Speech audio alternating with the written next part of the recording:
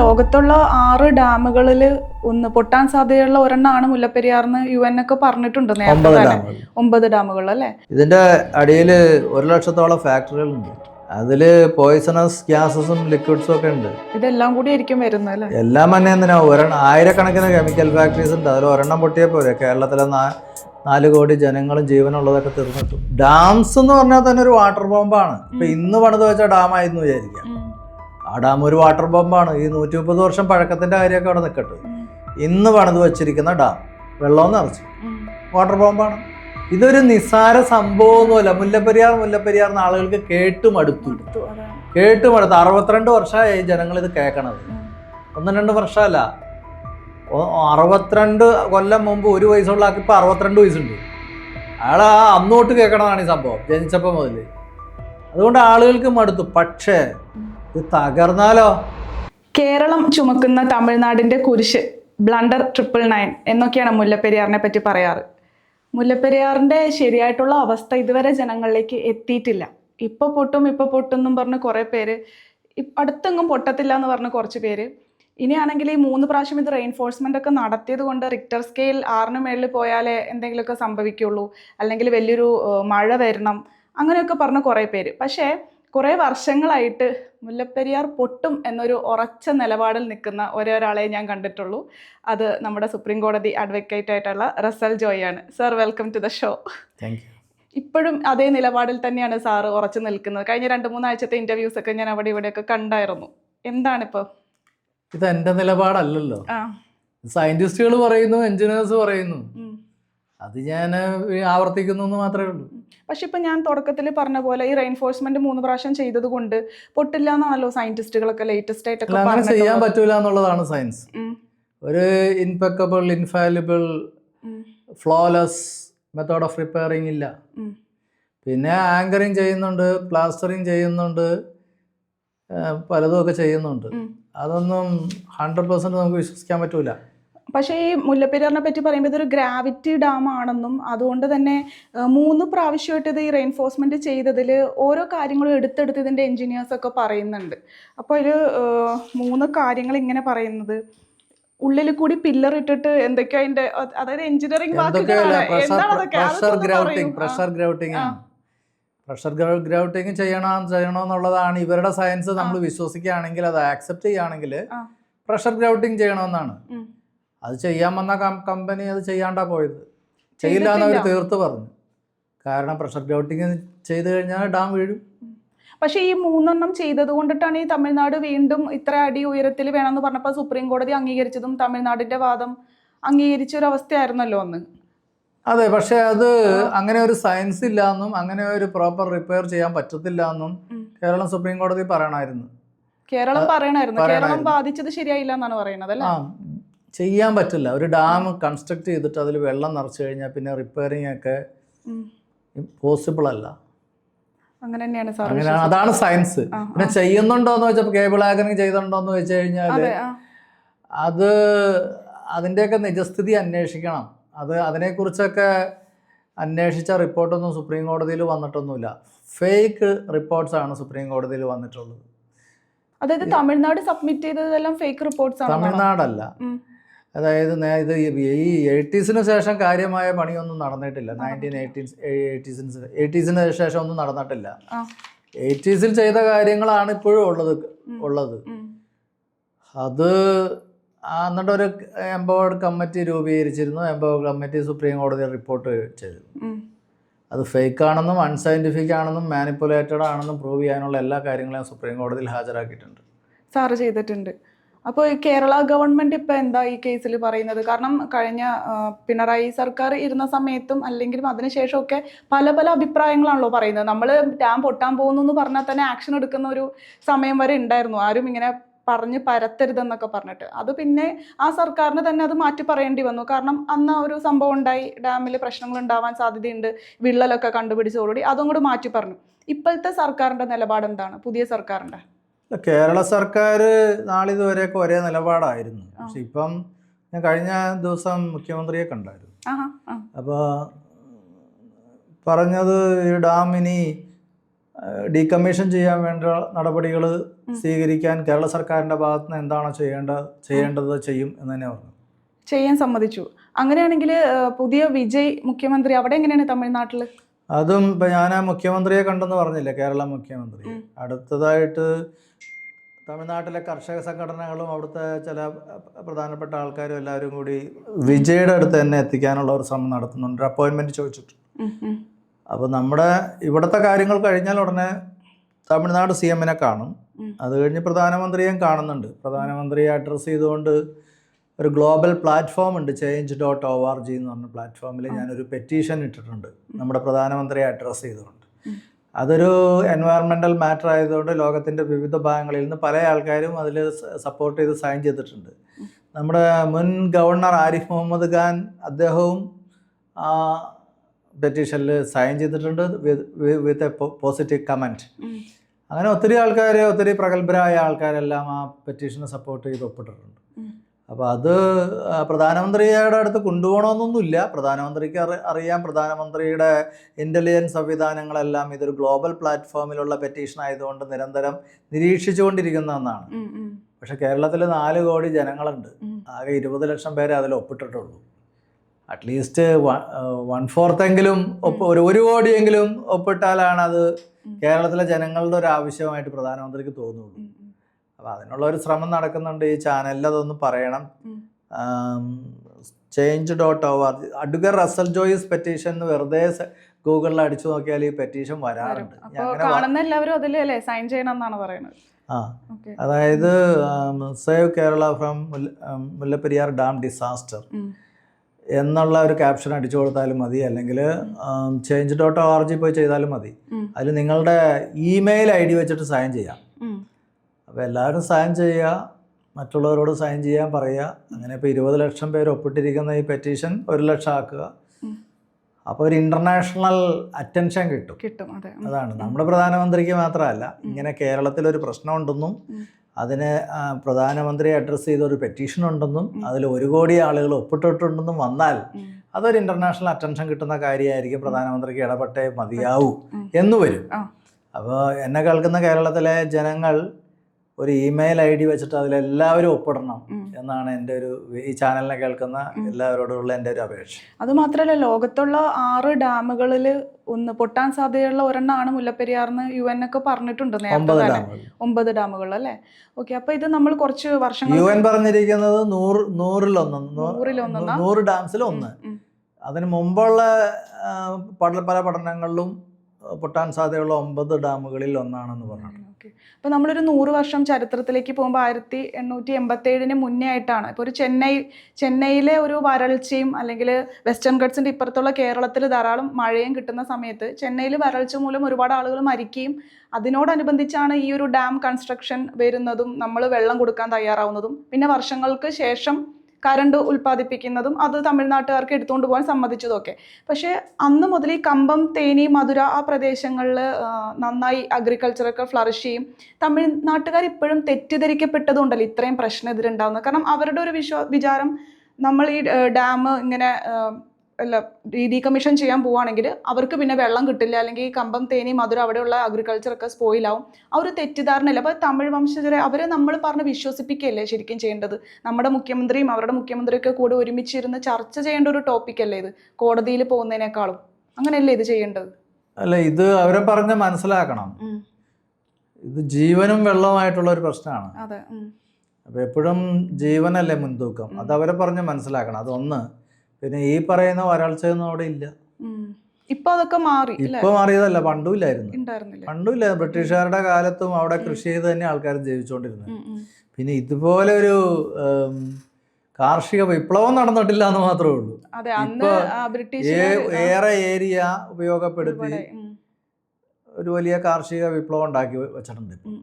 അത്ര ഉണ്ടായിരുന്നില്ല. അവിടെ കൃഷി കൊണ്ട് തന്നെ ആൾക്കാർ ജീവിച്ചുകൊണ്ടിരുന്നത്. പിന്നെ അന്നും ഇന്നുമൊക്കെ ഈ പറയുന്ന 5 ജില്ലകളിൽ 4 ജില്ലയും നാഷണൽ ആവറേജിനേക്കാൾ മഴ പെയ്യുന്ന സ്ഥലങ്ങളാണ്. ഈ വരൾച്ച ദുരിതം കഷ്ടപ്പാട് എന്ന് പറഞ്ഞ് എല്ലും തോലുമായ കുറേ മനുഷ്യരെയും മൃഗങ്ങളെയും വരണ്ട് കിടക്കണ ഒരു പാടവും കാണിച്ച് സുപ്രീം കോടതിയിൽ കാര്യങ്ങൾ പറയുന്നത് തമിഴ്നാടിന്റെ ബുദ്ധിയായിട്ട് കൂട്ടിയാണ്. ഗ്രേറ്റ് ഫാമിൻ ഓഫ് ചെന്നൈ എന്നൊക്കെ പറഞ്ഞിട്ടാണ് കാണിച്ചുകൊണ്ടിരുന്നത്. അതൊക്കെ ഉണ്ടായിട്ടുണ്ട്. അതൊക്കെ ഈ പല ലോകത്തിന്റെ പല ഭാഗങ്ങളിലും ചില കാലങ്ങളിൽ അതൊക്കെ ഉണ്ടാവും. അതിനുവേണ്ടി നൂറ്റാണ്ട് കാലത്തോളം അങ്ങനെ തന്നെയാണെന്ന് പറയാൻ പറ്റുമോ? ഇല്ലല്ലോ. അപ്പം ഈ വരൾച്ച എന്ന് പറയുന്നത് സുപ്രീം കോടതിയുടെ സിമ്പതി കിട്ടാൻ വേണ്ടി തമിഴ്നാട് ഉണ്ടാക്കുന്ന ഒരു കഥയാണ്. അത് ആർക്ക് വേണമെങ്കിലും ഗവൺമെൻറ് ഓഫ് ഇന്ത്യയിൽ ഒരു ആപ്ലിക്കേഷൻ കൊടുത്താൽ കിട്ടും. ഈ 4 ജില്ല നാഷണൽ ആവറേജിനേക്കാൾ മഴ പെയ്യും. അവിടെ പ്രളയം ഉണ്ടാവാറുണ്ട്. ചെന്നൈയിലല്ല, തേനി, കമ്പം ആ ഏരിയയിൽ പ്രളയം ഉണ്ടാവാറുണ്ട്. അപ്പോൾ മഴയില്ല, വരണ്ട് കിടക്കാണെന്നൊക്കെ പറയുന്ന കഥകൾ സുപ്രീം കോടതിയുടെ ഒരു സിമ്പതി കിട്ടാൻ വേണ്ടി തമിഴ്നാട് പടച്ചുണ്ടാക്കുന്നതാണ്. അതൊക്കെ കേരളത്തിന് പറയാം, അങ്ങനെയൊന്നും ഇല്ല. 4 ജില്ലകൾ നാഷണൽ ആവറേജിനേക്കാൾ മഴ കിട്ടുന്നതാണ്.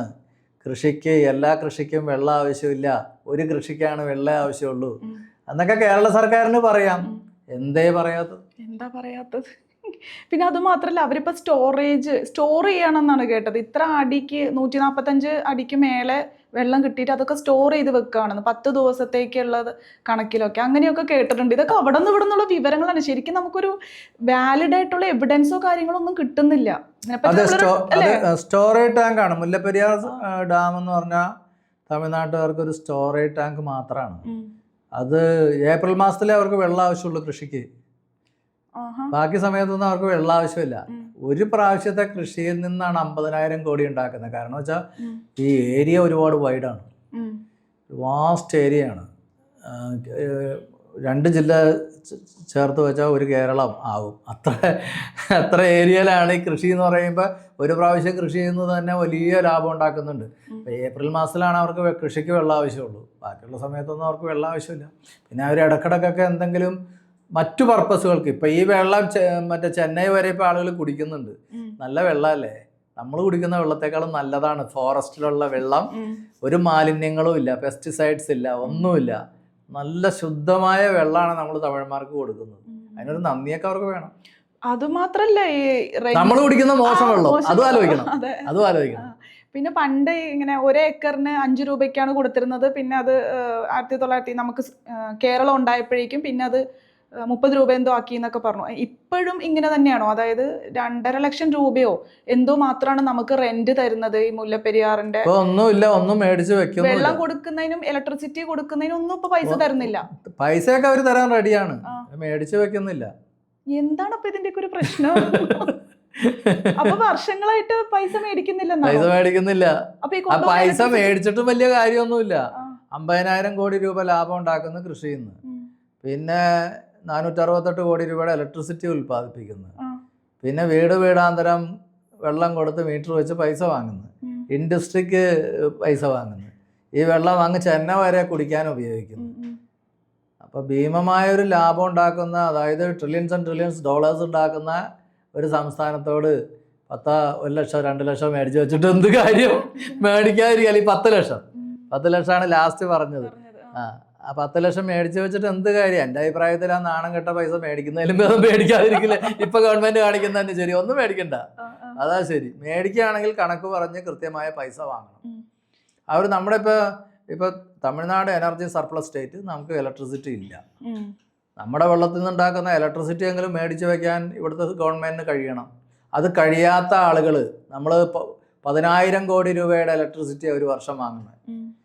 അപ്പോൾ ഈ തമിഴ്നാട് ഉൽപ്പാദിപ്പിക്കുന്ന ഇലക്ട്രിസിറ്റി ഞങ്ങളുടെ വെള്ളത്തിൽ നിന്ന് ഉണ്ടാക്കണം, നിങ്ങളെല്ലാം എടുത്തോ. ഇലക്ട്രിസിറ്റി അവർ സർപ്ലസ് ആണെന്ന് ഓർക്കണം.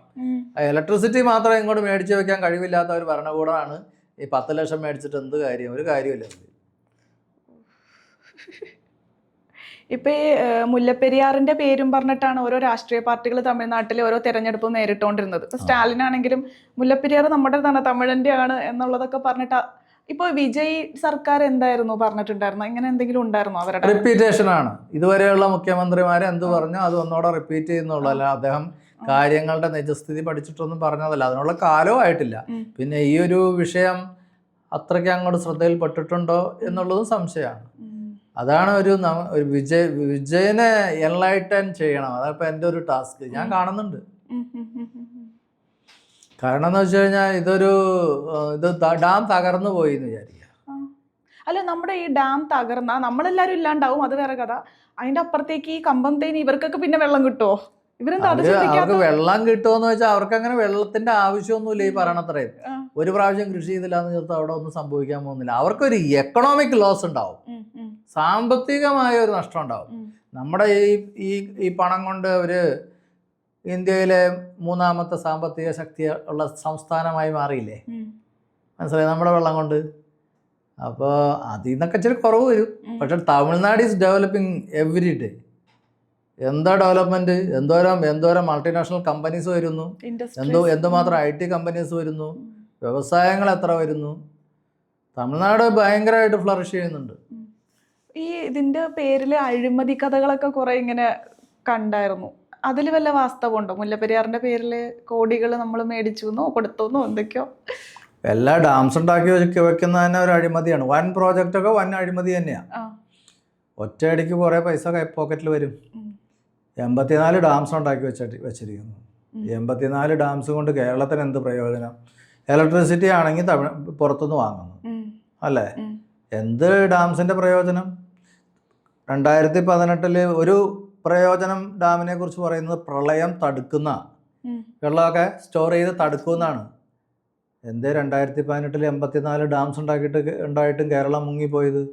കെടുകാര്യസ്ഥത അല്ലേ? കെടുകാര്യസ്ഥത, ധാർഷ്ട്യം. ഞങ്ങൾ എന്ത് ചെയ്താലും ആരും ചോദിക്കാനില്ല എന്നുള്ള ധാർഷ്ട്യം. ഈ രണ്ട് കാര്യങ്ങളാണ്. ഇത് തന്നെയാണ് മുല്ലപ്പെരിയാർ ഡാമിൻ്റെ കാര്യത്തിലുള്ളത്, ധാർഷ്ട്യം. മുല്ലപ്പെരിയാർ തകർന്നാൽ ആർക്കാ നഷ്ടം? പോയവർക്ക് പോയി. അപ്പൊ ഈ മുല്ലപ്പെരിയാർ ഡാം തകർന്നാലും അതൊക്കെ കൂടി ഇടുക്കി ഡാമിലേക്കാണ് വരുന്നതെന്നുള്ള കഥകളൊക്കെ ഉണ്ടല്ലോ. അപ്പൊ ഇടുക്കി ഡാമിന് അത്രയും സപ്പോർട്ട് കൊടുക്കാനുള്ള ശക്തിയൊന്നും ഇല്ലാന്നും കേട്ടിട്ടുണ്ട്. പക്ഷെ ഇടുക്കി ഡാമും ഇതുപോലൊരു അവസ്ഥയിലാണെന്ന് ഇപ്പൊ ആരൊക്കെയോ പറയുന്നുണ്ട്. എല്ലാ ഡാംസും അത്. ഇടുക്കി ഡാം മാത്രമല്ല, ഡാംസ് എന്ന് പറഞ്ഞാൽ തന്നെ ഒരു വാട്ടർ ബോംബാണ്. ഇപ്പൊ ഇന്ന് പണിത് വെച്ച ഡാമായിരുന്നു വിചാരിക്കാം, ആ ഡാം ഒരു വാട്ടർ ബോംബാണ്. ഈ 130 വർഷം പഴക്കത്തിന്റെ കാര്യമൊക്കെ അവിടെ നിൽക്കട്ടെ. ഇന്ന് പണിത് വെച്ചിരിക്കുന്ന ഡാം വെള്ളം നിറച്ച് വാട്ടർ ബോംബാണ്. മുല്ലപ്പെരിയാർ ഡാം തന്നെ വെള്ളം നിറച്ചപ്പോൾ ക്രാക്ക് വീണല്ലോ, പൊട്ടി ഇങ്ങോട്ട് പോകുന്നില്ല എന്നുള്ളൂ. 2 പ്രാവശ്യം പൊട്ടിത്തെറിച്ച് പോയി. 3ാമത്തെ പ്രാവശ്യം സർവ്വസന്നാഹങ്ങളും എടുത്ത് പണി കഴിപ്പിച്ച് എന്നിട്ട് വെള്ളം നിറച്ച്. അപ്പോൾ അതിനൊക്കെ ക്രാക്ക് വന്നു. ആ ക്രാക്ക് ഇന്നുണ്ട്. അതിങ്ങനെ ബ്ലാസ്റ്റ് ചെയ്ത് ഓരോ സൂത്രങ്ങൾ ചെയ്തിട്ട് ഇങ്ങനെ കൊണ്ടു കിടക്കുന്നത്. അതത്രേ ഉള്ളൂ. ഒരു രോഗിയെ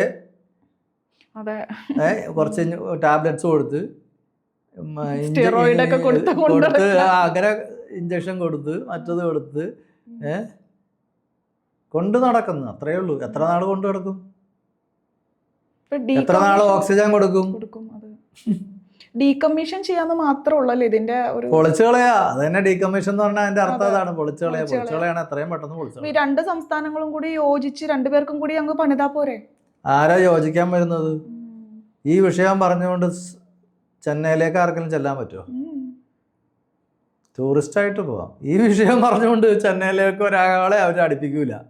പിന്നെ എന്തൊന്ന് 2 പേരും കൂടി തീരുമാനിക്കണം. പ്രധാനമന്ത്രിയും അങ്ങനെ തന്നെയാണ് പറഞ്ഞിരിക്കുന്നത്. 2 പേരും. ഇത് ഒരു പത്മവ്യൂഹം ഞാൻ ക്രിയേറ്റ് ചെയ്തിട്ടുണ്ട്. പത്മവ്യൂഹത്തിൽ ആരെങ്കിലും വന്ന് പെട്ടാൽ പിന്നെ രക്ഷപ്പെടാൻ പറ്റില്ല. പ്രധാനമന്ത്രി പെട്ടാലും, കേരള മുഖ്യമന്ത്രി പെട്ടാലും, തമിഴ്നാട് മുഖ്യമന്ത്രി പെട്ടാലും ഈ പത്മവ്യൂഹത്തിൻ്റെ ഉള്ളിൽ വന്നോ പിന്നെ രക്ഷയില്ല. പിന്നെ ഡാം ഡീകമ്മീഷൻ ചെയ്തേ പറ്റൂ. അപ്പോൾ ആ പത്മവ്യൂഹം ഉണ്ടാക്കുന്ന തിരക്കിലാണ് ഞാൻ. അത് കൂടുതൽ വൈകാതെ പെട്ടെന്ന് ആയാൽ ഇതിൽ പത്മവ്യൂഹത്തിലേക്ക് വരുന്നവർക്കും നല്ലത് അത് തന്നെയാണ്, ജനങ്ങൾക്കും നല്ലതാണ്. അതാണ് തമിഴ്നാടിനും കേരളത്തിനും നല്ലത് അത് തന്നെയാണ്. എറണാകുളവും തൃശ്ശൂരും കോട്ടയവും പിന്നെ ആരൊക്കെയാ മുങ്ങിപ്പോകുന്നത്? മുങ്ങലല്ലല്ലോ ഇവിടുത്തെ പ്രശ്നം. ഇതിൻ്റെ അടിയിൽ 1 ലക്ഷത്തോളം ഫാക്ടറികളുണ്ട്. അതിൽ പോയിസണസ് ഗ്യാസസും ലിക്വിഡ്സും ഒക്കെ ഉണ്ട്. ഇതെല്ലാം കൂടി ആയിരിക്കും വരുന്നത് അല്ലേ? എല്ലാം തന്നെ എന്തിനാ? ആയിരക്കണക്കിന് കെമിക്കൽ ഫാക്ടറീസ് ഉണ്ട്. അതിൽ ഒരെണ്ണം പൊട്ടിയാൽ പോരെ കേരളത്തിലെ 4 കോടി ജനങ്ങളും ജീവനുള്ളതൊക്കെ തീർന്നിട്ടും. കേരളം മാത്രമൊന്നുമല്ല, തമിഴ്നാടിൻ്റെ ബോർഡർ ഡിസ്ട്രിക്റ്റ്, കർണാടകത്തിൻ്റെ ബോർഡർ ഡിസ്ട്രിക്റ്റിൽ അടുത്തൊക്കെ ജനങ്ങൾ വീഴും, ഭോപ്പാൽ ട്രാജഡി പോലെ. ഇതൊരു നിസ്സാര സംഭവമൊന്നുമല്ല. മുല്ലപ്പെരിയാർ ആളുകൾക്ക് കേട്ടുമടുത്തു. 62 വർഷമായി ജനങ്ങൾ ഇത് കേൾക്കണത്. 1-2 വർഷമല്ല, 62 കൊല്ലം മുമ്പ് 1 വയസ്സുള്ള ആൾക്ക് ഇപ്പോൾ 62 വയസ്സുണ്ട്. അയാൾ അന്നോട്ട് കേൾക്കണതാണ് ഈ സംഭവം, ജനിച്ചപ്പോൾ മുതൽ. അതുകൊണ്ട് ആളുകൾക്ക് മടുത്തു. പക്ഷേ ഇത് തകർന്നാലോ? നാടുണ്ടോ? ജനങ്ങളുണ്ടോ? ഇവിടെ പുല്ല് പോലും മുളയ്ക്കുക. ഈ കൊച്ചിൻ ഓയിൽ റിഫൈനറിയിലെ ക്രൂഡ് ഓയിൽ പുറത്തേക്ക് വന്നാൽ കടലിൽ പോയാൽ തിരിച്ച് കടൽ ഇങ്ങോട്ട് തന്നെ കൊണ്ടുവരും. പൊങ്ങി കിടക്കുന്ന സ്ഥാനമല്ലേ ഇത്. അപ്പോൾ ഇവിടെ പുല്ല് പോലും മുളയ്ക്കൂല.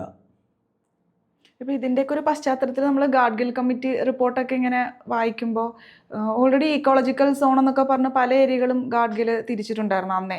ഈ ഗാഡ്ഗിൽ തന്നെ മുല്ലപ്പെരിയാറിൻ്റെ ഒരു പ്രശ്നത്തെപ്പറ്റി അന്നും സൂചിപ്പിച്ചിട്ടുണ്ട് ഇത്രയും വർഷങ്ങൾക്ക് മുന്നേ. ഇപ്പോൾ ഗാഡ്ഗിൽ പറഞ്ഞ ഓരോ കാര്യങ്ങളായിട്ട് ഇങ്ങനെ നടന്നുകൊണ്ടിരിക്കുന്ന കാണുമ്പോൾ 2018 പ്രളയം ഇങ്ങനെ ഓരോ കാര്യങ്ങളും പുള്ളി പറഞ്ഞ പോലെ വയനാട് ദുരന്തങ്ങൾ. അതെ. ഇപ്പോൾ കഴിഞ്ഞ ആഴ്ച മേപ്പടിയിൽ അല്ലേ കള്ളാടി ചെയ്യരുതെന്ന് പറഞ്ഞ ഒരു തുരങ്കം അവിടെ, അത് ഇക്കോളജിക്കൽ സോൺ 1 ആണത് ആ പ്രദേശം ഈ പറയുന്നത്. കഴിഞ്ഞ ആഴ്ച തുരങ്കം ഉണ്ടാക്കുന്ന അതിൻ്റെ ഇടയിൽ കൂടി. അപ്പോൾ ഇതൊക്കെ ചെറുതായിട്ട് അതിന് സയന്റിസ്റ്റുകളുടെ എഞ്ചിനീയേഴ്സിന്റെ സപ്പോർട്ട് ഉണ്ട്, ഉണ്ടാക്കിക്കോളാൻ പറഞ്ഞു. അതാണ്. അപ്പൊ ഈ സയൻസും വെച്ചുകൊണ്ട് മുല്ലപ്പെരിയാറിന്റെ അവസ്ഥ ഒന്ന് ആലോചിച്ച് നോക്കി, ഇവന്മാരുടെ ഈ സയൻസും വെച്ചുകൊണ്ട്. അപ്പോൾ അതാണ് പ്രശ്നം. അപ്പോൾ ഗാഡ്ഗിൽ കമ്മിറ്റി റിപ്പോർട്ട് പ്രകാരം പറയുന്നൊക്കെ നടക്കുന്നുണ്ടല്ലോ, അതിലൊന്നായി മാറുമോ ഇനി ഇത്? അല്ല, ഗാഡ്ഗിൽ പറഞ്ഞിരിക്കുന്ന ഒരു കാര്യമുണ്ട്. കേരളത്തിലെ 35 ഇയേഴ്സ് കഴിഞ്ഞ എല്ലാ ഡാംസും ഡീകമ്മീഷൻ ചെയ്യണമെന്ന് പറഞ്ഞിട്ടുണ്ട്. 35 വർഷം കഴിഞ്ഞ എല്ലാ ഡാംസും, കേരളത്തിലെ 35-40 വർഷം ആയ എല്ലാ ഡാംസും ഡീകമ്മീഷൻ ചെയ്യണമെന്നാണ് ഗാഡ്ഗിൽ പറഞ്ഞത്. കാരണം എന്ന് വെച്ചാൽ ഇത് വളരെ സെൻസിറ്റീവ് ഏരിയ. അവിടെ ഇത്രയും 84 ഡാംസ് ഉണ്ടാക്കി വെച്ചതിൻ്റെ ഇക്വിലിബ്രിയം മുഴുവനും തെറ്റിക്കിടക്കുക. അപ്പോൾ ഇത് പ്രകൃതി തിരിച്ചടിക്കും. പ്രകൃതിയുടെ ഒരു സന്തുലിതാവസ്ഥയുണ്ട്, അതിനെ തകിടം മറിച്ചാൽ പ്രകൃതി അത് പുനഃസ്ഥാപിച്ചെടുക്കും, ഇക്വിലിബ്രിയം പുനഃസ്ഥാപിച്ചെടുക്കും. അപ്പോൾ ഇവിടെയുള്ള ഡാംസൊക്കെ തകരും. അത് തകരാതിരിക്കാൻ വേണ്ടി, അങ്ങനെ കേരളം നശിക്കാതിരിക്കാൻ വേണ്ടിയാണ് ഗാഡ്ഗിൽ പറഞ്ഞത് 35 തൊട്ട് 40 ഇയേഴ്സ് വരെയുള്ള എല്ലാ ഡാംസും ഡീകമ്മീഷൻ ചെയ്യണമെന്ന് പറഞ്ഞത്. ചെയ്യണം. ഇപ്പം മുല്ലപ്പെരിയാർ ഡാം ഡീകമ്മീഷൻ ചെയ്ത് ഇടുക്കി ഉടനെ ചെയ്യണം. എനർജിക്ക് വേറെ സോഴ്സസ്, അല്ലെങ്കിൽ തന്നെ ഇവിടെ എന്തോന്ന് എനർജി ഉണ്ടാക്കുന്നത്. ഈ മുല്ലപ്പെരിയാർ വെള്ളം തമിഴ്നാട്ടിലേക്ക് പോകുന്നത് കൊണ്ട് ഇടുക്കി ഡാമിൽ വെള്ളമില്ല എനർജി ഉണ്ടാക്കാനായിട്ട്. ഇടുക്കിയിലെ 5 ജനറേറ്ററിൽ 3 മാത്രമേ പ്രവർത്തിക്കുന്നുള്ളൂ. 3 തന്നെ ഇല്ല, കാരണം വെള്ളം വേണ്ടേ പ്രവർത്തിക്കാൻ. മനസ്സിലായോ? അപ്പോൾ നമുക്ക് തമിഴ്നാട്ടിലേക്ക് കൊടുക്കുന്നതുകൊണ്ട് ഒരു എനർജി ലോസും ഉണ്ട്. അപ്പം ഡാംസ് കൊണ്ട് ഇപ്പോൾ വലിയ കേരളത്തിന് ഇറിഗേഷൻ എന്ന് പറയുന്ന ഇവിടെ കൃഷിയൊന്നുമില്ല. പിന്നെ ഡാംസ് കൊണ്ട് ഇവിടെ കേരളത്തിന് ഇപ്പോൾ വലിയ ഉപകാരമില്ല, ഉപദ്രവമുണ്ട്. കാരണം ഈ വെള്ളം ഇങ്ങനെ കെട്ടി നിർത്തി അതിൻ്റെ പ്രഷർ ഭൂമിക്കടിയിലേക്ക് പോകുന്നത് കൊണ്ട് ഭൂമിയുടെ അടിയിൽ റോക്സിൻ്റെ പ്ലേറ്റ്സ് ഇങ്ങനെ തെന്നി മാറി വലിയ ഗർത്തങ്ങൾ രൂപപ്പെട്ടിട്ടുണ്ട്. അത് ഭൂകമ്പ സാധ്യത വർദ്ധിച്ച്, ഒട്ടും ഭൂകമ്പ സാധ്യതയില്ലാത്ത കേരളം ഇന്ന് റിക്ടർ സ്കെയിലിൽ 7+ വരുന്ന ഭൂകമ്പം ഉണ്ടാകാൻ സാധ്യതയുള്ള ഏരിയ ആയിട്ട് മാറി. റെഡ് സോണാണ് ഇപ്പം കേരളം. നമുക്ക് ഭൂകമ്പങ്ങളൊക്കെ, ജപ്പാനിൽ ഭൂകമ്പം ഉണ്ടായി, വെനിസ്വേലയിൽ ഭൂകമ്പം ഉണ്ടായി എന്ന് കേട്ടിട്ടുണ്ടെന്നല്ലാതെ നമ്മൾ നമുക്ക് വല്ല ഇതില്ല. ഇവിടെ ഉണ്ടായിട്ടുണ്ട് വന്നിട്ടുണ്ട്. അത് 1900-ലാണ്. 1900 പാലക്കാട് ചിറ്റൂർ താലൂക്കിലെ നല്ലേപ്പള്ളി പ്രഭവ കേന്ദ്രമായിട്ട് എപ്പിസെൻ്ററായിട്ട് ഒരു ഭൂകമ്പം ഉണ്ടായി 6.1. അത് കോയമ്പത്തൂർ ഭൂകമ്പം എന്നാണ് പറയുന്നത്. കോയമ്പത്തൂർ, പൊള്ളാച്ചി, സേലം, പാലക്കാട്, ഇങ്ങനെ കൊച്ചി വരെ അതിൻ്റെ അലയൊലികൾ ഉണ്ടായിരുന്നു, വൈബ്രേഷൻസ് ഉണ്ടായിരുന്നു. അപ്പോൾ അത് റിപ്പീറ്റ് ചെയ്യാൻ സാധ്യതയുണ്ടെന്ന് പറയുന്നുണ്ട്. ഈ 2030-നുള്ളിൽ 4 വർഷത്തിനുള്ളിൽ സെയിം എർത്ത്ക്വേക്ക് അതേ ഫ്രീക്വൻസിയിലല്ല, മോർ ഫ്രീക്വൻസിയിൽ ഉണ്ടാകാൻ സാധ്യതയുണ്ടെന്നാണ് സിസ്മോളജിസ്റ്റുകൾ പറയുന്നത്. അപ്പോൾ ഗാഡ്ഗിൽ റിപ്പോർട്ട് നമ്മൾ നോക്കുമ്പോൾ ഗാഡ്ഗിലിന് ഒരു മണ്ടത്തരം പറ്റിയെന്ന് എനിക്ക് തോന്നിയിട്ടുണ്ട്. എന്താണെന്നറിയോ? അദ്ദേഹം ഇപ്പം നേരത്തെ അനുഭവം പറഞ്ഞ പോലെ സോൺസാക്കി. അതിൻ്റെ ആവശ്യമില്ലായിരുന്നു. കാരണം ഈ കേരളം ഒട്ടാകെ ഒന്നിച്ച് എക്കോളജിക്കലി സെൻസിറ്റീവ് തന്നെയാണ്. ഒരു സ്ഥലത്ത് വെസ്റ്റേൺ ഗട്ട്സും ഒരു മറുഭാഗത്ത് അറേബ്യൻ സീയും നടുക്കുള്ള കുന്നും മലകളും പാടശേഖരങ്ങളും നിറഞ്ഞ ഒരു പ്രദേശം. അത് ടോട്ടലി എക്കോളജിക്കലി സെൻസിറ്റീവ് തന്നെയാണ്. അല്ലാണ്ട് കുറച്ച് ഭാഗം എക്കോളജിക്കലി സെൻസിറ്റീവ് എന്ന് പറയണതിൽ വലിയ കാര്യമൊന്നുമില്ല. ഗാഡ്ഗിലിന് അത്രയും ധൈര്യം ഉണ്ടായില്ല, അതാണ് സംഭവം. ഇത് മൊത്തം സോൺ 1-ലൊക്കെ കൊണ്ടുവന്നാലുള്ള സ്ഥിതി പുള്ളി ആലോചിച്ച് പേടിച്ചിട്ടുണ്ട്. ശരിക്കും പറഞ്ഞാൽ അതാ കൊണ്ടുവരേണ്ടത്. നമുക്കിവിടെ ചെയ്യാൻ പാടുള്ള കാര്യങ്ങൾ ചെയ്താൽ മതി. പ്രകൃതിയെ എതിർത്തുകൊണ്ട് മനുഷ്യന് ഏറെക്കാലം മുന്നോട്ട് പോകാൻ പറ്റൂല. ഇപ്പം തന്നെ നോക്ക്, സർവ്വ ഡെവലപ്മെൻറ്റ്സും എവിടെയാണ് വരുന്നത്? ഈ ഡാമിൻ്റെ അടിയിലാണ്. എന്ത് കാര്യം? ഡാം തകർന്നതെല്ലാം പോയി, തലമുറകളുടെ അധ്വാനം പോയി. കൊച്ചിൻ സദേൺ നേവൽ കമാൻഡ് പോയി, നേവൽ ആർമമെന്റ് ഡിപ്പോ പോയി. ഇത് ദേശീയ നാഷണൽ സേഫ്റ്റിയെ ബാധിക്കില്ലേ? ഇപ്പൊ ദേശീയ സുരക്ഷയ്ക്കെതിരെ ആരെങ്കിലും പ്രവർത്തിച്ചാൽ അവർ അപ്പം തന്നെ രാജ്യദ്രോഹത്തിന് തൂക്കിയെടുത്തുകൊണ്ട് പോകും.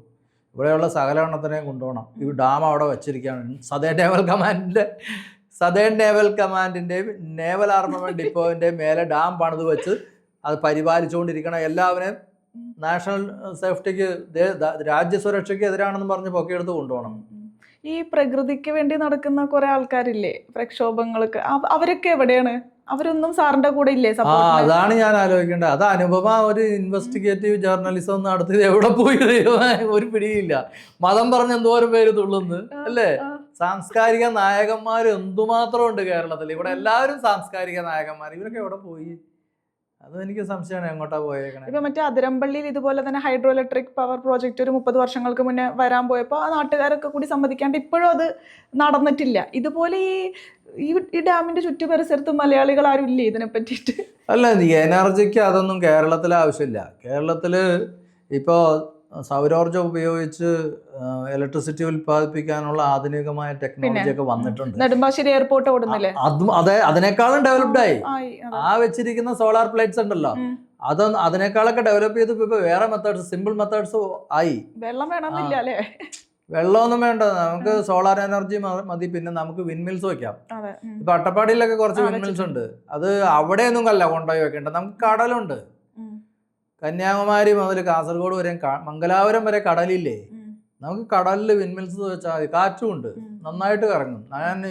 ഞാൻ വിദേശത്തായിരുന്നപ്പോൾ അവിടെ പല രാജ്യങ്ങളിലും വിൻമിൽസ് ഉണ്ട്. വലിയ കറക്കമൊന്നുമില്ല. അത് ചെറുതായിട്ട് കറങ്ങിയാലും വൈദ്യുതി ഉൽപ്പാദിപ്പിക്കപ്പെടും. അപ്പൊ ഇത്രയും കടലിൽ നല്ല കാറ്റുണ്ട് നമ്മുടെ സീ ഷോറിൽ.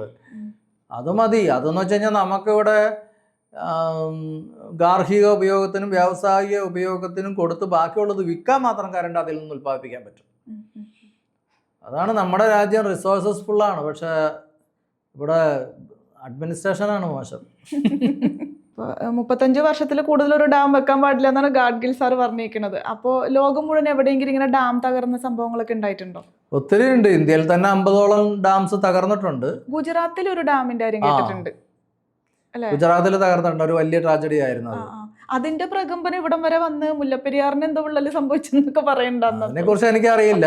ഗുജറാത്തിൽ നിന്ന് ഇവിടം വരെ പ്രകമ്പനം ഉണ്ടാവുന്ന വെച്ചാൽ ഭൂമിയുടെ സംഭവമാണ്. ചിലപ്പോ ഉണ്ടാവില്ല എന്ന് പറയാൻ പറ്റില്ല. കാരണം ഇവിടെ ഈ വെള്ളം അങ്ങനെ കെട്ടിവെച്ചിരിക്കുകയല്ലേ.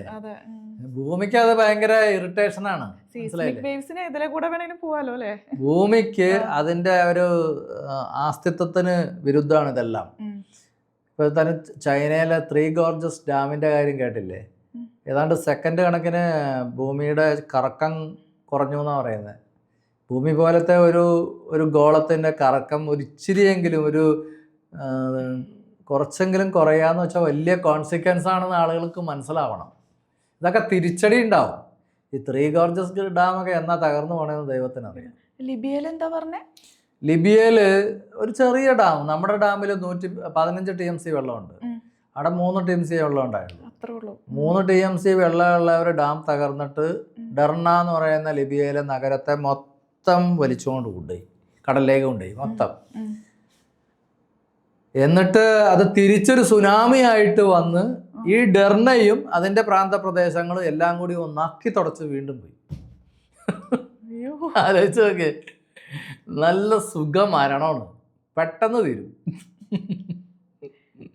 അപ്പൊ കുറച്ച് നാളത്തേക്കെങ്കിലും മറ്റുള്ളവർക്കൊക്കെ വിവരം പറഞ്ഞ വരെ ഈ ഒരു 132 അടിയിൽ തന്നെ നിർത്താനുള്ള കാര്യങ്ങളാണ്. അല്ല, അങ്ങനെ ഈ ഡാമിലെ ജലനിരപ്പ് കുറയ്ക്കാൻ പറ്റില്ല. കുറച്ചാ ഡാം വീഴും. എല്ലാവരുടെയും ധാരണ ജലനിരപ്പ് അതൊരു മേജർ ക്രൈസിസ് ആട്ടോ. ഇവിടെ ആളുകളുടെ ചിന്തയിലുള്ള ക്രൈസിസ് ആണ്. ആളുകളുടെ ധാരണ മുല്ലപ്പെരിയാർ ഡാമിലെ ജലനിരപ്പ് കുറച്ചാൽ ഡാം സുരക്ഷിതമാണെന്നാണ്. ഒരിക്കലും അല്ല. ഒരു നിശ്ചിത അളവിൽ, അതായത് എന്താ പറ്റിയെന്ന് പറഞ്ഞാൽ ഈ ഡാമിന്റെ ഉള്ളില് സുർക്കി മിക്സ്ചറായിരുന്നു. ഈ സുർക്കി മിക്സ്ചർ 130 വർഷം കൊണ്ട് ഒഴുകിപ്പോയി തീർന്നു. അതായത് സുർക്കിയും പാറക്കല്ലും ഉപയോഗിച്ചാണ് ഇത് പണിതിരിക്കുന്നത്. ഈ പാറക്കല്ലിന്റെ ഇടയിൽ നിന്ന് സുർക്കിയൊക്കെ ഒലിച്ചുപോയി. വെള്ളം ഇങ്ങനെ അടിക്കുമ്പോൾ വെള്ളം വന്ന് പാറക്കല്ലിന്റെ ഇടയിൽ തങ്ങി നിൽക്കുമ്പോൾ പാറക്കല്ലിന് ഒരു ഫ്ലോട്ടിംഗ് ടെൻഡൻസി ഉണ്ടാവുമെന്നും അങ്ങനെയല്ലേ ഡാമിന് ക്ഷയം സംഭവിക്കുന്നു പറയണത്. അങ്ങനെയല്ല. ഇപ്പം ഈ സുർക്കി അങ്ങോട്ട് പോകുമ്പോ അവിടെ ഒരു വോയിഡ് വരൂല്ലേ, ഒരു എംപ്റ്റിനെസ് ഉണ്ടാവില്ലേ, എംപ്റ്റി ആവില്ല അതിന്റെ ഉള്ളിലുള്ള സ്ഥലം. അപ്പം അതെന്തെങ്കിലും ഒന്ന് ഫില്ല് ചെയ്യണ്ടേ. ചെളി വന്നാണ് ഫില്ല് ചെയ്തത്. ഓ, ചെളിയും വെള്ളവും. അതെ. ആ. അപ്പൊ ഈ ഡാമിന്റെ അടിത്തറ എല്ലാം തകർന്ന് പൊടിഞ്ഞിരിക്കുകയാണ്. അത് ഈ ഒരു മർദ്ദം ഉണ്ടല്ലോ, ഈ ചെളിയുടെയും വെള്ളത്തിന്റെയും താഴേക്കുള്ള മർദ്ദം ഉണ്ടല്ലോ, ആ മർദ്ദം കൊണ്ടാണ് ഡാം ഇപ്പം നിൽക്കുന്നത്. അപ്പോൾ ജലനിരപ്പ് കുറച്ചാൽ മർദ്ദം പോവും, ഡാം വീഴുകയും ചെയ്യും. അപ്പോൾ ഒരു 136 താഴത്തേക്ക് ജലനിരപ്പ് കുറയ്ക്കാൻ പറ്റും. കുറച്ചാൽ വീഴാനുള്ള സാധ്യത കൂടും. അതുകൊണ്ടാണ് തമിഴ്നാട് വെള്ളം കുറയ്ക്കില്ല എന്ന് പറയുന്നത്. അതുകൊണ്ടാണല്ലേ. അവിടെ സുർക്കിയില്ല, അതിന് പകരം ചെളിയും വെള്ളമാണ്. അപ്പൊ ഇവര് മെയിൻ്റനൻസ് ചെയ്തപ്പോ ഈ സുർക്കി ഇട്ട് കൊടുത്തൊന്നുമില്ലേ? അതെങ്ങനെയായിരുന്നു അതിന്റെ പ്രൊസീജിയർ? സുർക്കി ചെളിയും വെള്ളവും നിറഞ്ഞേക്കണോടത്ത് എന്ത് സാധനം കലക്കി ഒഴിക്കാനാണ്? ഒന്നും ചെയ്യാൻ പറ്റൂല. സിമെന്റ് ഇട്ടായി വെള്ളത്തിൽ ഇങ്ങനെ മിക്സ് ചെയ്ത് പോവും. അത് അങ്ങനെ തന്നെ നിൽക്കുകയാണ് നല്ലത്. അതിൽ കൂടുതൽ ഇടങ്ങേറുണ്ടാക്കാതിരുന്ന അതാണ് അവരുടെ ഒരു വിശ്വാസം. ആ വിശ്വാസം ഫലിക്കുന്നുണ്ടല്ലോ, അതങ്ങനെ നിൽക്കുന്നുണ്ടല്ലോ ഈ ഒരു മർദ്ദം കൊണ്ട്. അത് മാത്രമല്ല, നമ്മുടെയൊക്കെ ഒരു ആയുസിന്റെ ബലവും കൂടി ഉണ്ടെന്ന് കൂട്ടിക്കോ. മനസ്സിലായില്ലേ? ഏതായാലും ഇതൊരു ഇമ്മീഡിയറ്റ് ഡീകമ്മീഷൻ നടന്നില്ലെങ്കിൽ ഇത് എപ്പോൾ വേണമെങ്കിലും പ്രശ്നമാകും. അവിടുത്തെ ടോപ്പ് എഞ്ചിനീയേഴ്സും KCBയിലെയും ഇറിഗേഷൻ ഡിപ്പാർട്ട്മെന്റിലെ ടോപ്പ് എഞ്ചിനീയേഴ്സ് പറയുന്നത് എന്താണെന്ന് വെച്ചാൽ ഇതൊരു അത്ഭുതമാണ് അവിടെ നിൽക്കുന്നത്.